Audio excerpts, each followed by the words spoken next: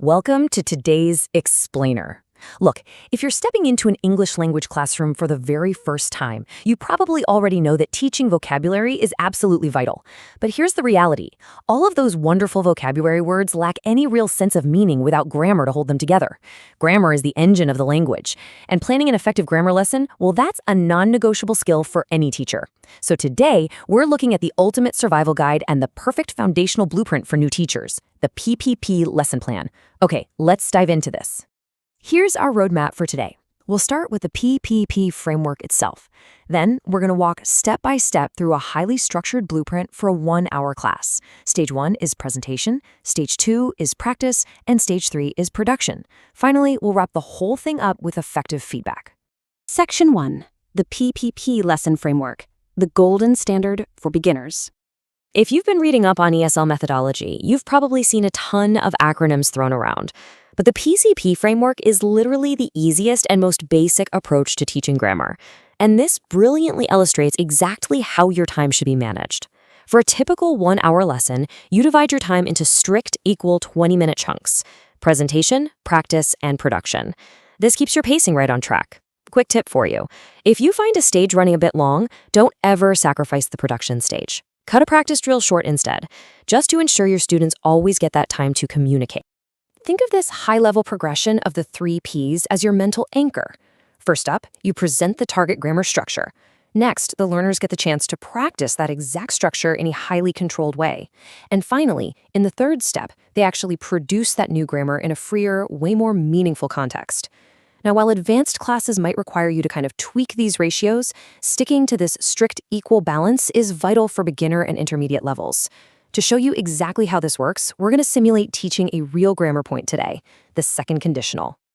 Section 2, Stage 1, Presentation, Giving Grammar Context. All right, you're in the first 20-minute block of your class. You absolutely cannot just walk in, slap a grammar formula on the whiteboard, and expect magic. You must create a meaningful context first. One of the simplest methods? Just use the board. Draw a little stick man, and inside his thought bubbles, draw some money, a sports car, a yacht, maybe a big house. Instantly, you visually set up the premise of winning the lottery. Boom, you have their attention, and the context is perfectly set. Only now, after the context is clearly established on the board, do you introduce the actual target structure. Give them a clear, context-driven example sentence. Point right to your drawing and say, if I won the lottery, I would buy a big house and a sports car. This is the second conditional in action, tied directly to the visual story you just told them. Once you've introduced to the sentence, you need to check that they actually see how it's built. You do this by asking concept questions. A massive pro tip here, never just ask, do you understand? Because let's be real, they will almost always just smile and nod yes. Instead, ask binary or highly specific questions like, what verb form comes after if? So the crucial point is that concept questions like this force your students to focus intensely on the grammatical form. They literally have to look at the word won and recognize it as the past tense. But hey, form is only half the battle, right? You also have to check for meaning. Follow it up with another concept question. Do I have a lot of money now? The answer, of course, is no. If a student looks confused or actually answers yes, don't panic. Simply point back to your drawing and reteach the context before moving forward. Contrasting that previous focus on form with this focus on meaning ensures the class actually grasps the hypothetical nature of the second conditional. Once you're happy they get it, drill the class with the examples until they can produce it reasonably well. Moving on to Section 3, Stage 2, Practice, Controlled Focus on Form. So, you're 20 minutes into your class. It's time to step back from the spotlight and put your learners into pairs to work. Here's a toolkit of specific, actionable ways to get them practicing. Gap fill exercises, substitution drills, sentence transformations, reordering sentences, or matching pictures to sentences. The absolutely vital thing to remember here is the word controlled. Because this stage is highly structured for accuracy, it can feel a little repetitive. To keep their motivation high, keep your pacing brisk, make it a race, or pair stronger students with weaker ones to build up momentum. Let's look at a concrete example of what a controlled gap fill exercise actually looks like. Notice how we're keeping the narrative anchored right back to our second conditional lottery scenario from earlier. The students simply have to conjugate the verbs in parentheses. There's only one correct answer. This keeps them safe, builds their confidence, and totally prevents them from getting overwhelmed by trying to think up their own vocabulary just yet. Here's a second controlled example. Sentence reordering. The students have to put the chunks of the sentence into the correct grammatical sequence. What's awesome about this is that after they do it in pairs, you can easily transition it into a fun board game with the whole class.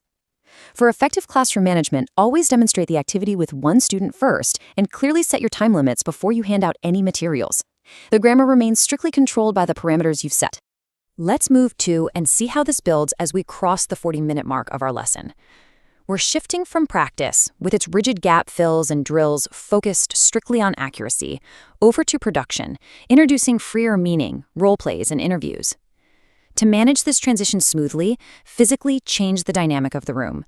Have your students stand up, change partners, and explicitly tell them that communication, not perfect grammar, is now the primary goal. Section 4. Stage 3. Production. Meaningful and freer use. You've made it to the final 20-minute phase of your lesson. The training wheels are finally off. To facilitate this free production where students use the new grammar communicatively, you need a different set of tools. Role plays, picture cues, find someone who games, information gaps, and interviews. These activities are completely designed to let students safely experiment with a language. They aren't just filling in blanks anymore, they're generating their own ideas and actually speaking to each other. Let's tie it all back to our ongoing example. You might set up an interview activity and give the students this exact prompt. Ask 3 people what they would do if they won the lottery. This is the perfect payoff for the initial presentation we did 40 minutes earlier. Now, instead of just repeating your sentence, they're using the second conditional structure to express their own personal, unique desires. Section 5. Effective feedback. Closing the learning loop. Now, what's really interesting about this slide is the reminder that just because your students are actively speaking freely in groups, it does not mean you get to sit at your desk and relax. While they're doing that interview activity, you must actively monitor the room. Carry a notepad and jot down errors, but whatever you do, don't interrupt their fluency to correct them on the spot.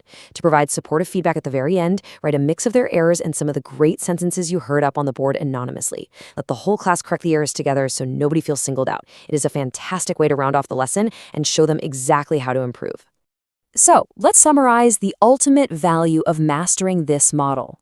When we teach grammar using the PPP framework, we're giving our learners the ability to express themselves accurately.